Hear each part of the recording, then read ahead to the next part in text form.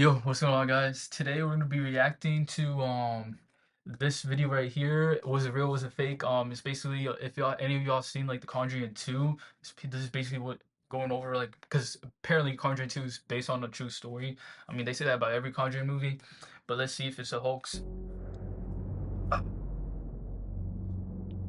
The Enfield Poltergeist, one of the most famous paranormal cases in modern history. A story that captivated the world in the late 1970s. Captivated me as a child. The case spawned books, documentaries, and even Hollywood adaptations. But what really happened inside that modest council house in North London? Today, I delve deep into the story, trying to separate fact and fiction, and exposing the inconsistencies that will continue to cast doubt over this infamous case. Bro, that's like legit when the movie finishes. This is like the image you get. Consistencies that will continue to cast out over. Like I definitely remember this images. Apparently this started levitating, but I feel like she's just jumping off. I don't know. It looks like she's jumping. It doesn't really look like she's levitating. This infamous case. I feel like Beardo's balls and goals, how are we all doing? The Enfield Poltergeist, a case that has enthralled me since I was very, very young. So today, we're going to be breaking down the Enfield Poltergeist.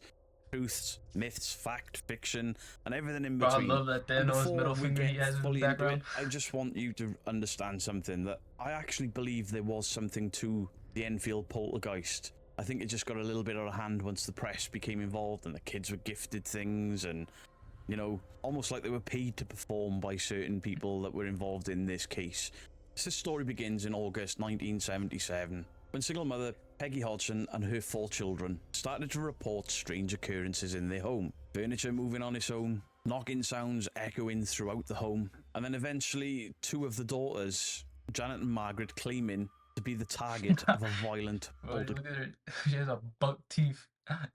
Geist. The media quickly picked up on the story, and the family then found themselves at the center of a paranormal media frenzy. But when we take a deeper look, even from the very beginning, signs were there that not all was as it seemed. Let's start with one of the initial witnesses, which is not a paranormal investigator. It is a police officer, and this police officer statement is why I initially bought this hook, line and sinker. Police Constable Caroline Heaps claimed that she saw a chair move across the floor without any human intervention, and like for me, this moment is cited as something that is strong evidence for the fact that there was something paranormal at this house. It came off the floor, or nearly a ½ inch I should say, and I saw it slide off to the right about 3.5 to 4 feet before it came to rest. I checked to see whether or not it could possibly have slid along the floor. I placed a marble on the floor to see whether or not the marble would go in the same direction as the chair did, and it didn't roll at all. I checked. Sorry. Damn, I need to get that shit out. Wires under the cushion of the chair, and I could find no explanation at all. But when we look a little closer, there are some problems that emerge. The chair in question only moved a short distance, and it was in a room full of people, so could somebody have accidentally knocked the chair or dragged the chair? It's not impossible to think that somebody could have just knocked the chair without the police officer seeing. And we also have to take into account this could have been a prank. Furthermore, Heap's statement was further challenged by other work colleagues, and they were more skeptical about what they saw. And then there's the issue of witness testimony itself. You see, something that I am having to learn as I fall deeper and deeper into this paranormal rabbit hole on YouTube is that psychology shows us that memories are not infallible. I mean, for example, I distinctly remember an event with a Ouija board when I was much younger. And having spoke to 4 people that were there at the time, we all remember it different. Now, are we all lying? Or are we all misremembering? I would hazard a guess that we are all misremembering. And maybe Yo, do y'all ever have that like thing where like you remember something? Like you strictly remember something, but it never happened? Like, or you just don't know if it was a dream or it was real. Like I've had that. I have that where I have like memories where I think it was real, but it was actually a dream. And never actually happened. There's a case of that. You see, witnesses to extraordinary events have their recollections sort of distorted by stress or fear, media influence, the passage of time. This could be the thing that happened at the Enfield case with this police officer. Were people seeing what they expected to see because of the reports, or was it what they wanted to see? The media, well, they played a huge role in the Enfield Poltergeist story. Now, once the media gets a hold on stories like this, it's over. Like, they just blow everything out of proportion. I'm stuttering now, but yeah, they blow everything out of proportion and legit. And then when Hollywood took over, like the Conjuring 2, they just added so much stuff to it. As soon as the news broke, To the point where I wonder if that photographers shit was all actually flocked real. to the house, eager to capture proof of the paranormal. And the family, who were overwhelmed and seeking help, they found themselves in the middle of a media circus as well as a potential haunting. But this attention may have inadvertently sort of influenced the events themselves. If we're to take this case seriously, then we have to consider the possibility that the media presence could have put more pressure on the Hodgson children, particularly Janet, because she was the focal point, not just of the activity, but of the press. With her constantly having cameras and microphones. Bro, there's a video where like she was talking like in an old man's voice, like an interview. Did that too. It was. Is it possible that she felt compelled to keep this story going, consciously or even subconsciously? Was she worried about letting her parents down, letting her siblings down? Did she enjoy the infamy? And let's not forget that there is evidence some of these events were in part staged. One of the most famous incidents involved Janet being recorded while she was speaking in a gruff male voice. The same question. Yeah, this is the voice. Earlier. I mean, this is the video. How many voices are there? 600. 600 the voices. I know the joke. How many really are there, Margaret? I think so far we've had 10 Three. sensible voices, but the rest of the names are absolute rubbish. What about the voices? When did the voices start? Bro, that growling. December the 12th. But I'm trying to like recreate it. There's 3 bodies in the house. I can't fucking do it. December the 12th. Yes. And how did this start? I can't do it. I'm trying to recreate the voice.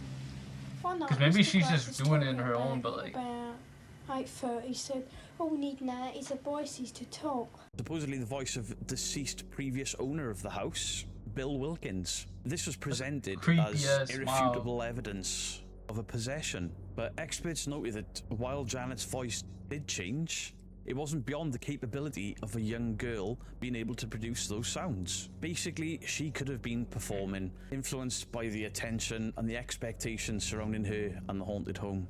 Now, there were paranormal investigators brought into this case, and for the most part we're going to be skipping Ed and Lorraine Warren, because if you have The Conjuring 2 in your head, none of that happened. That's what I'm saying, because they be adding so much stuff, especially Hollywood. They be adding so much stuff to like supposedly real like events, and then they blow it out of proportion. Like they legit add so much. Like they had like astral projection in that movie. I'm like, what is this? And then there was like that one monster, like the Hat Man.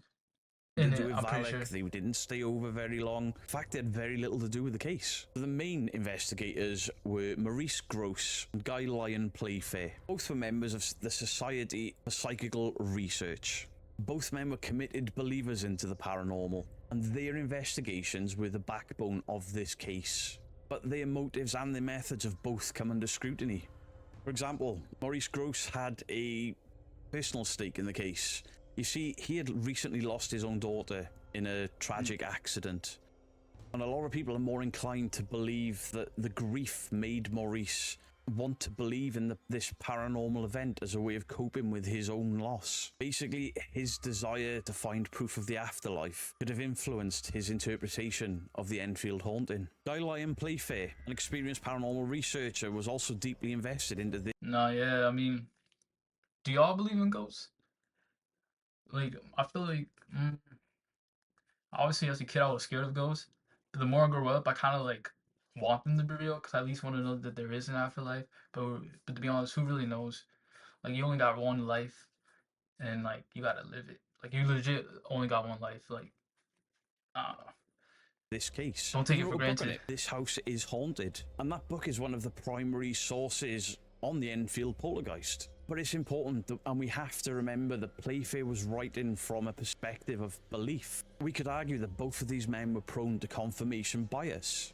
Were they interpreting the evidence in a way that supported their already existing beliefs about the paranormal? Look at the evidence that they collected. Much of it was just witness testimony, which, as we've discussed, is inherently Yeah, unreliable. you can't trust And those. this is something that, in conversations with Justin from the Paranormal Monkey podcast, Kev Kerr, these things have stirred up within even myself and my own investigations, confirmation bias, because I'm a believer. And then we look at physical evidence. Yo, I'm a believer the too. recordings of the strange Oh, sounds and maybe, moving I don't even objects. know. It's also questionable. Many of the phenomena could be easily faked or have natural explanations. For instance, the levitation photographs. Yeah, it's that for me. It doesn't look like she's levitating. It looks like she jumped off her bed and then she's just like up in the sky. Like I don't know. I feel like I'll believe it more if she was like doing some crazy like backflips or something like, or like she was hovering. I don't know. It just looks like she jumped. Like I can literally recreate this right now. I'm not going to, but like if I wanted to, I could. Janet, they've been widely criticised for showing nothing more than a young girl jumping off her bed. That's what I'm Birds have saying. looked into it. You can see that she's propelled herself as to being pulled.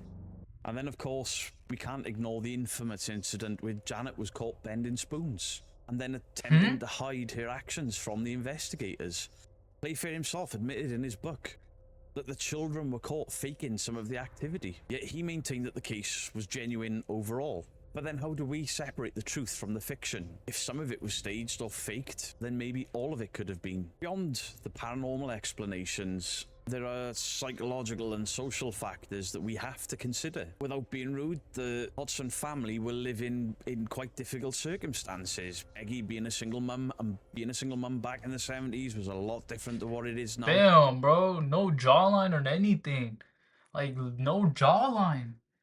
I don't even know where the chin is. Where is her chin? Damn. She was raising 4 children in Sorry, quite a just cramped, I had to point it out. at the time, run-down house. The children, particularly Janet, were under a great deal of stress. And psychologists have pointed out that poltergeist cases can often occur with adolescents going through emotional turmoil. And let's not forget that Janet was around the age of puberty where most poltergeist cases seem to come from. Could Janet have been going through some sort of emotional turmoil after not having her dad around and then having to deal with puberty and school and being from a poor home and a poor family? And that leads to the question, could the poltergeist have been a manifestation of the family's psychological distress as opposed to the supernatural? We also have to look at the power of suggestion. Times were a lot different in the 1970s. Belief in the paranormal was far more widespread than what it is now. And stories of hauntings and poltergeists were far more common in the media. And this sort of culture could have influenced the Hodgsons' perception of the events in the home. For example, if somebody tells you your house is haunted, suddenly every bang, every creak, every thud, every door that opens in a draft, any unexplained corner of the eye phenomena could be interpreted as evidence of the supernatural. And again, when we look at the family dynamics, Janet was 11 years old and was at the center of all of this poltergeist activity. And it wouldn't be wrong to say that most of the children involved in poltergeist cases are quite often seeking attention, either consciously or subconsciously. And the Enfield case bears some similarities to other cases where children were later found to fabricate. I mean, they are going through rough times, so I feel like I'm leaning more towards that it was fake. Or what I really think is that there was some activities, but then they kind of used that and they like, just blew it out of proportion. They just like made more stuff. They added more stuff to it to get more views, more attention to it. Because I'm pretty sure they were getting paid to get interviewed and stuff. So I don't know. They're definitely going through a difficult time, so I feel like this was like a way for them to make money or get attention from the Many public. skeptics have examined the Enfield case, offering alternative explanations for the events. And while believers could argue that the sheer volume of phenomena points to something supernatural, skeptic could counter that most, if not all, of the incidents could be explained by a natural or Like this psychological photo, cause. I don't think she's Pranks and levitating. hoaxes are often part of poltergeist cases, and in the Enfield haunting, Hodgson children admitted to faking some of the activity, though they claimed that not all of it was staged. This admission alone does cast doubt on the entire case. they were willing to fake some events, then how can we trust any of it was real? I myself look at paranormal channels, and if I see one evidence of something being faked, I will dismiss everything from that channel. And by rights, I should completely dismiss the Enfield case. You could also argue that once the seed of a prank planted, it can grow into something else entirely, something much larger, especially under the scrutiny of the media and eager paranormal investigators, and then not wanting to be caught in the lie. And again, we need to look at misinterpretation. For example, the knocking sounds heard throughout the house. Could they have been caused as really mundane things like floorboards expanding or settling, the wind or pipes contracting? This house was quite old back then and not maintained very well. And these types of noises, they're not uncommon in any house. But when you're looking through the lens of a poltergeist narrative, every single noise that you hear can have a much more sinister meaning. How many people do we see go to 30 East Drive and every single tap, thud or bang is something otherworldly? And then when somebody skeptical goes there, they call out, hey, that's next door. That's next door going up the stairs. That's next door closing the door. Yet you see other channels call it out as the paranormal. And some psychologists have offered another perspective. For example, Janet's vocalizations and physical movements, they could be explained by borderline personality disorder, or even a simpler psychological response to the extreme stress that she was under. These conditions can cause people to act out in ways that seem foreign or even supernatural. In high-stress situations, your own mind can create elaborate coping mechanisms. Nah, the And that mind could is go some way really in powerful. explaining. Like legit, you can trick yourself into like feeling emotions. Like I don't know, like mine is really powerful. Like you can make yourself think that you're ill and then you actually be ill. Like I don't know, I don't know. There's a lot of like psychological studies Janet's on the strange mind, which is behavior. interesting. Even more so, the influence of suggestion and expectation, known as the expectancy effect, that could have played a major role. The more Janet and her family are told they're dealing with a poltergeist, the more they come to believe it, consciously or unconsciously sort of conforming their experiences to fit a narrative. But the Enfield Poltergeist story just didn't end when the activity subsided in 1979. In the years since, this case has been endlessly analysed. It's been debated, it's been adapted into books, into TV shows, into movies. But They what made a is the TV true show? legacy of the Enfield Poltergeist? Is it a cautionary tale about the dangers of belief? Or is it a genuine mystery that challenges our understanding of reality? You see, the Enfield case had a profound impact on popular culture. It inspired films like The Conjuring 2 and numerous documentaries. And these adaptations, they often... Oh yeah, isn't this case supposed to be like the most documented case on like ghosts? overblow and amplify the most dramatic and frightening elements of the story, which then further blur the lines between fact and fiction, and the end result being a legend that has taken on a life of its own, something far removed from the actual events of 1977. But the sensationalism of these adaptations has also perpetrated inconsistencies and the dubious aspects of the case, creating a narrative that is more about entertainment than the truth. And these stories, they captivate audiences. It captivates me. The movies are great, but they distort the reality of what happened. Yeah, at Conjuring 2 is a Enfield. banger, I'm not The gonna lie. general public in Even though this it's day like and most of age it is will fake. look at things still a like banger. Emma Marie Warren's involvement and Valak, and then it ends up leaving us with more questions than answers, and leaving people like me far more skeptical of the real events. And the skeptics have never remained silent about the case. Over the years, skeptics have been pointing out the flaws and the contradictions in the Enfield story, from unreliable witness testimonies to the possibility of hoaxes. And a skeptical... Well, if the proof is to witnesses, I don't buy that. Like anybody can make up stuff and say they saw this or he did that. Like legit, like don't even like legit take it with a grain of salt. Like the whole thing, take it with a kind grain of of salt. reminds us to question what we see and what we hear, especially when extraordinary things are presented as ordinary. In the end, the Enfield Poltergeist might be best understood as a complex interplay of psychological and cultural factors, and it remains one of the most famous cases of its kind.